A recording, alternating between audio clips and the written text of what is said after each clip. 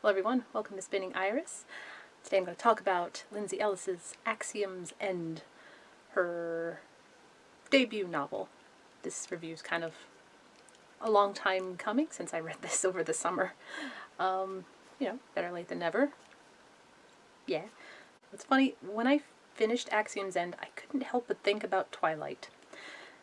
Before you push the back button or go somewhere else, hear me out. The problems are primarily in the presentation.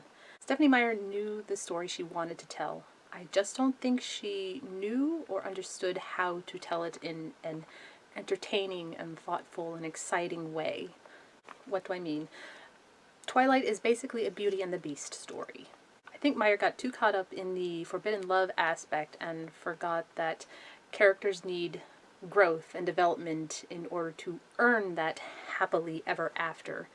It's not the greatest novel ever written, but it's not the worst, and even the worst novel does have value,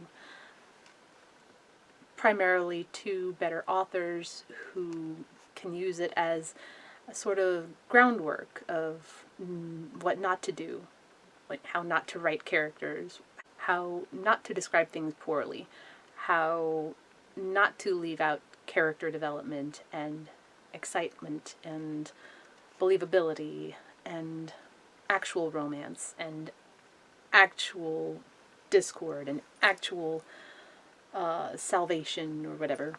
Rambling now. And if I had to guess, I'd say Lindsay Ellis used Twilight as a guide of how not to write her debut novel, Axioms End. Because everything Stephenie Meyer did wrong, Lindsay Ellis did right. She gives us an actually scary monster that is otherworldly, that is strong, but also has actual vulnerabilities.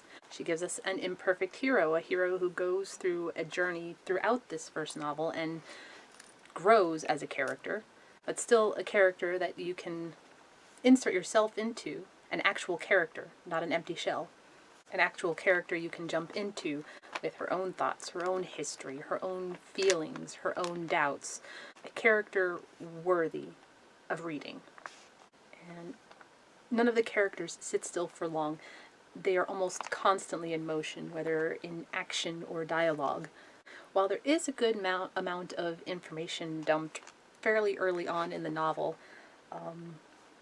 it does sort of explain the status of things for this character at the beginning, and sort of the things that are going to be in the back of her mind as she's going through her story. And some of the information is repeated, of course, but that's just kind of the nature of sci-fi and fantasy. It helps ingrain these sort of new or alien terms and ideas so the reader can better visualize and empathize with the characters and the story and the world that is being built. And the repetition is natural as well. At the beginning, for example, when we first meet Ampersand, the information he shares, he's very restrained, he's very careful, and the second time he shares that same information, he's a little more open, a little more professional, shares a little bit more, shares it a little differently. Then later he's more comfortable sharing, still guarded, but not as guarded. He sort of knows his limits with the other human characters. So what is the story of Axioms End? Well, it's a Beauty and the Beast story. Not enough? Okay. Once upon a time there was a strong girl. This strong girl had a terrible father. And it was because of this horrible nature of her father that the girl eventually and suddenly found herself in the care / clutches / possession of a monstrous, mysterious, and misunderstood beast with a strength of character to match her own. The relationship begins uneasily, but over time they do get to know each other and form a bond. However, there is outside hostility and a family member who wishes to separate the beauty from the beast. And they are eventually separated for a time. And at one point the girl fears that the beast is dead. and she uses her intelligence and all the tools at her disposal and reunites with the Beast.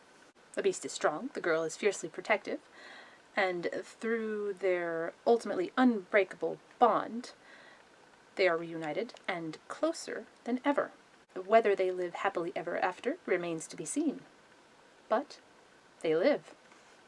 And that is as vague as I'm going to be about the plot. What's kind of neat is it's set up in a sort of alternative world during George W. Bush's second term as president. I am curious to see what happens next in the story. Will certain family members play a larger role that were sort of merely mentioned or sort of off to the side in this? Will more of Ampersand's people be coming to Earth? Also, what does the fusion binding ultimately mean for Cora and Ampersand? How will it affect their relationship? How will it affect how they interact with other people and other characters? Or will there be completely new characters to follow? Well, find out more about that soon enough. Ooh. Another thing I thought of actually while reading Axioms End was there's some good serious satire in this novel, which is something I personally like about sci-fi novels in general, especially when it's done right. I say serious because I don't know if it was intentional or if it just sort of happened in the process of writing, or if it's actually, it might be just Lindsay Ellis's style in a way. Who knows? Kind of pokes fun at the way that in politics and journalism kind of has to give important sounding names to events and battles and things, you know, for history's sake. If we're going to nitpick at all, I did notice one typo, but I'm pretty sure that was an autocorrect mistake. Just the way it was worded.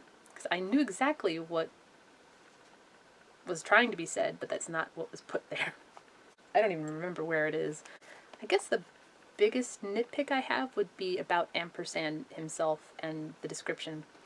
He is described several times throughout the novel. I just wish there was some accompanying concept art, because all the descriptions are not terrible. All I could think of afterwards was how he must look like a chromed out alien xenomorph with big sparkly stitch eyes and a massive feathered ponytail. I'm also glad that many times his size is mentioned, because in my imagination he kept shrinking. It is a fun read if you like good sci-fi, and this is pretty darn good sci-fi. I do look forward to seeing what happens next for Cora and Ampersand. I did sneak a peek, they are back. Alright, thanks for sticking around. Don't forget to like, subscribe, leave a comment. Have you read Axioms End? Did you like Axioms End? Do you plan on reading Axioms End? Or if you just want to say hello. Alright, take care. Bye-bye.